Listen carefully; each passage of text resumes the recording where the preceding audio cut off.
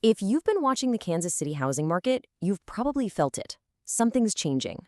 It's a pretty big shift, and whether you're thinking of buying or selling, the rules of the game are definitely not what they were a year ago.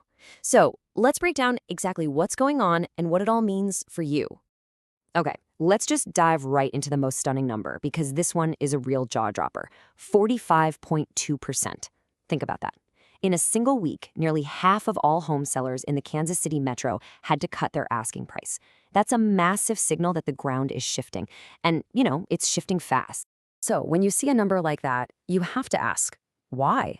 What's going on here? What's making so many sellers slash their prices all at the same time? Well, that's exactly what we're going to unpack. All right, first up, let's look at what we're calling the Great Price Cut.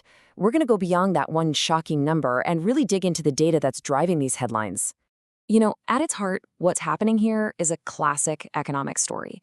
It's really just supply meets slowdown. Those fundamental market forces are kicking back in, and it all boils down to two key things. And this slide lays out that whole story perfectly. So on one side, you've got supply going up. We're talking over 4,700 homes for sale, which is almost 9% more than this time last year. But then on the other side, you have demand slowing down. The number of homes getting sold each week has dropped by 11%. So more houses for sale, plus fewer people buying, well, that's the perfect recipe for a market shift. Now, this whole imbalance brings us to a really crucial metric, one that real estate pros watch like a hawk. It's called months of supply. All it really means is, if nobody listed another house starting today, how long would it take to sell every single home that's currently on the market? It's just a fantastic snapshot of how healthy and how fast the market is moving. And for Kansas City right now, that number is 2.3 months. Now, just to give you some context, a totally balanced market, where neither buyers nor sellers really have the upper hand, that's usually around 4 to 5 months of supply.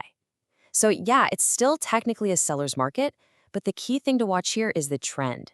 That gap between supply and demand is definitely getting smaller. So what does all this data feel like for the people who are actually trying to sell their homes right now? Well, it's turning into a real test of patience. Let's take a look at how this shift is affecting how long it takes to sell. This chart tells the story pretty clearly. Last year, the typical home in Kansas City sold in 56 days. This year, that number has jumped up to 63 days. You can see the difference right there. It's not a huge leap, but it's a definite change. And that's not just a small bump either.